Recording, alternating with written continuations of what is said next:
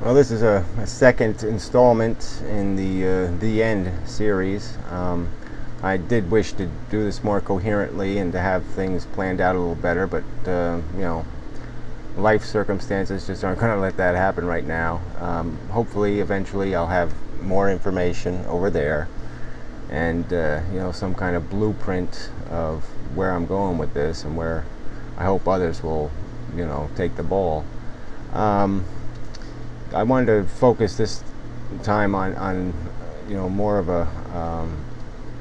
the social context, not so much the technology issue itself, but just the idea of where or how humanity would live in a future that we could design as individuals or collectively as a society, and what that better world would look like. I mean, realistically, as atheists, we have the power to rebuild creation in a better image. Nature's not a great image. Nature's not a great designer. So we can do better than that. And there's just these certain, realistically, from our perception, whereas it's just so limited. I mean, theoretically, if there was a God or there was an intelligence greater than our own, maybe it would be capable of dreams that were as complicated as our reality. Dreams where there was more than one individual, and it was, this whole interaction we're having could theoretically be just a better brain's dream, or nightmare, as the case may be. So anyway, I'm just leading into this is that in thinking about the subject myself, I'm just thinking through the evolution of how I had, like most people, even though I was an atheist, I had social conditioning. And I can remember seeing the movie Soylent Green when I was a kid, and I saw it as it was meant. And the message I got was the message they intended, was, oh, how horrible, the potato chips are people.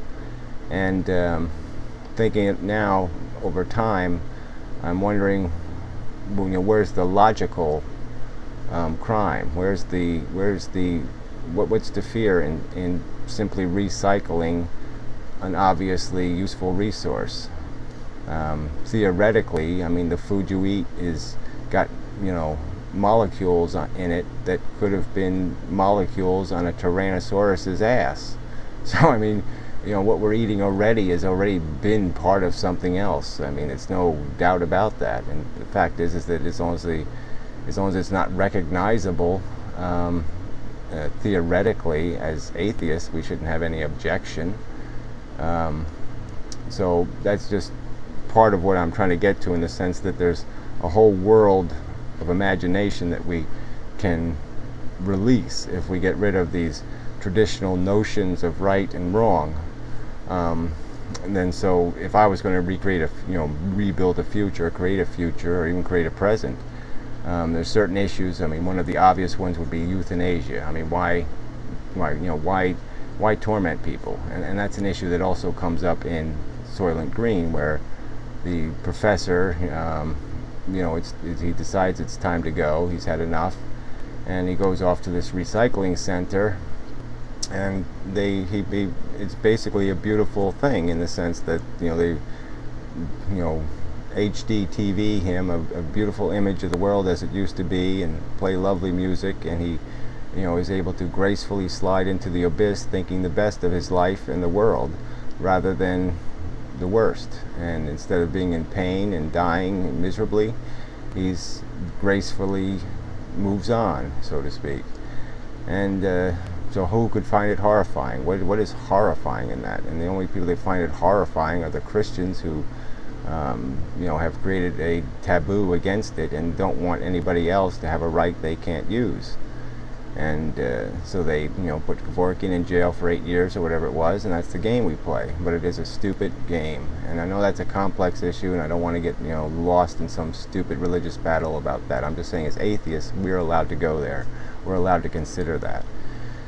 And so, taking this another step further, I mean, we can use our imaginations, we can think about different worlds, and in terms of what people live for and purpose and all that stuff. I mean, life is an adventure. I mean, we have a hunger that's built into us. From the day we are born, we are in need. And the rest of our lives, we just keep trying to fill those holes that nature drilled into us. That's how I put it. And that's the constant battle. That's what keeps us here, is the hope that we're going to find some paste to shove in that other hole and something else to shove in that one. And we're just going to somehow repair ourselves, of this leaking that's going on all the time, where we're in need. And but ideally, I mean, some people don't have elaborate or imaginative dreams when they sleep, but I'm one of the people that do. And when I think about my dream life, it's been so much better than my real life. And you go places, you have these adventures, and some of them are really unpleasant. I mean, I've died 4,000 times. I've been run over by trains. I've had my head cut off. I mean, all kinds of crap goes on. But it is a spectacular adventure. And the fact that there is no real horrific pain in a dream, I mean, there's fear. I mean, your mind can get to you fear-wise, and it can create some symptoms of, it can make you can feel sick and you can feel different things, but it really can't recreate horrific pain in a dream. So things happen to you, but they really don't hurt that bad, which is nice, at least in my experience. Like I said, they can be very frightening, though. So it can create a fear that's more intense than you even experience in real life. But anyway, the idea is that I'm thinking in a future could be built. I mean, if there's been science fiction movies where there's a brain in a beaker, and that's where it's living. Even Star Trek episodes like that. And I don't find anything objectionable about that. I wouldn't mind living an artificial life if perceptually I can't distinguish it from a real one. I mean, what is lost? I mean, a virtual reality is a good enough for reality if you don't see the virtual part. And so I'm just throwing this into the mix as these are choices we make. I mean, we can sit there and obsess about this real world, living in this real context, living with nature. I mean, I'm a person that appreciates nature, but I also understand that it's crude forces. It's not the best world. It's not the ideal design. It's what's been handed to us by forces that have no intelligence. And there's nothing. It would be stupid for us to sit there and romantically remain attached to that design and think there's no other alternative way of living. And so I know this just sounds really silly and bizarre, but I'm just saying, the idea of a world where human beings are in suspended animation and experience a consciousness in a life that is not physically apparent doesn't offend me. And it would solve a lot of problems in terms of we could live very elaborate and intricate lives, nice adventures. I mean, it's like the movie The Matrix. What was the horrible crime? It is sort of like, well, why do you want reality? And it was the whole idea that when the computers created a perfect world for mankind to live in, he rejected it. Even that notion is just so silly. Why would human beings reject perfection? Why would we, get real?